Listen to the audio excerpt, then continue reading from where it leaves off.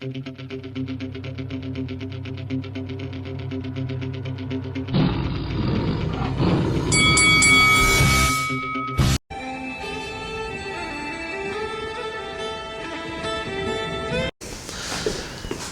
is FAISAL Khan for Lights Out, and I'm delighted to be joined by Edwin Cleary. We're down here at the Cleary's Boxing Gym in Leamington Spa.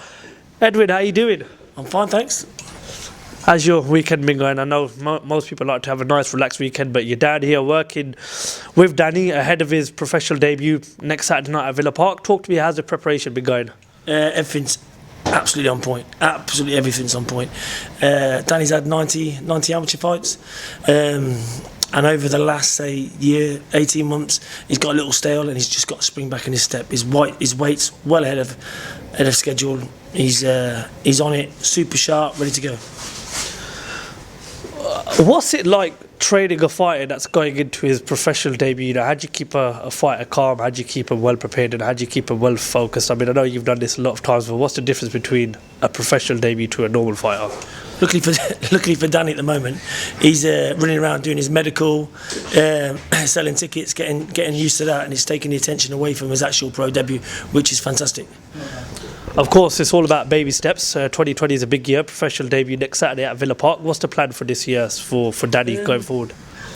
I don't know. I'd say about maybe four fights. I mean, Merv's on about a couple of 4-rounders. Danny could do six and 8s now. He's one of the things that Danny does more and better than anyone else. He's got a super engine, and the pro game really suits him.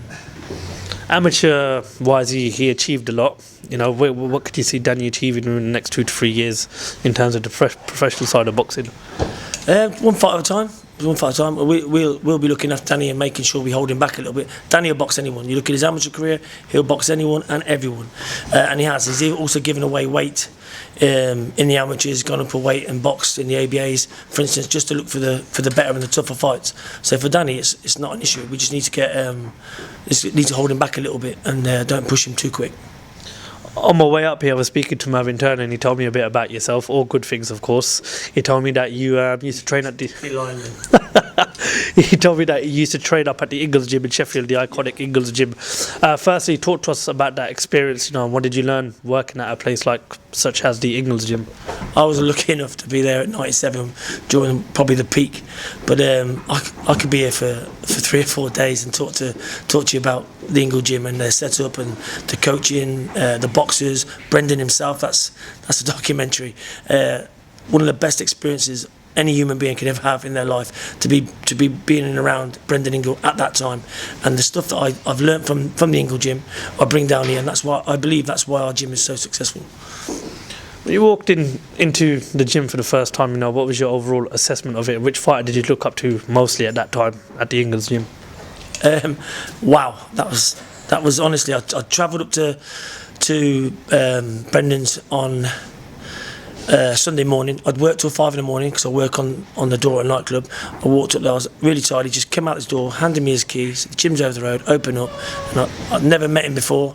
Opened the gym up, and for the next 2 hours, I just did my footwork and just watched all the kids in the gym. But fighters, Johnny Nelson, that would have been the one I've never seen anyone in the 4 years I was there push Johnny Nelson around. He's by far the best boxer. I know Naz was absolutely fantastic, and he was exceptional. But Johnny Nelson, just the way I use him in my gym, my coaching. His amateur career is not great. He got his act together, and he developed himself along with Brendan and the Ingles, and yeah, it was Johnny by far. Well said. I mean, you know, an iconic gym, a gym that's spoken about often. You know, you look at the fighters that they got there now, Kell Brook, you know, Liam Williams, Kid Galahad, and of course, you know, Dominic Ingles doing a fantastic job with them, and you'll be hopefully looking to follow in the same footsteps as the success as some of the managers and trainers have had in the Ingles gym. Yes, that's the whole A game for me.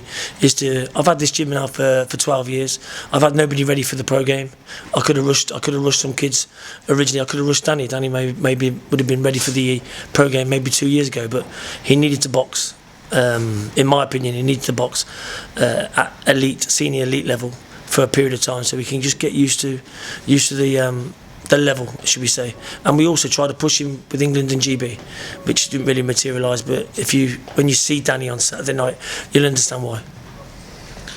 Falls on the same night as a big fight over in Las Vegas, Wilder Fury 2. You know, last final question. Let's get a quick prediction from you. What happens in the rematch? Oh, it's just two results. It can either be Wilder with a punch or Fury with his boxing. I really hope Fury myself, obviously, because he's a British guy, Tyson Fury.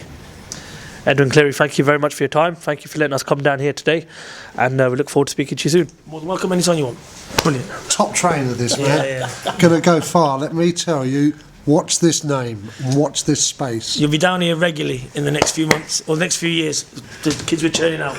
We hope so. Edwin Cleary, thank you very much for talking to Lights Out. Cheers. Thank you very much. Bye.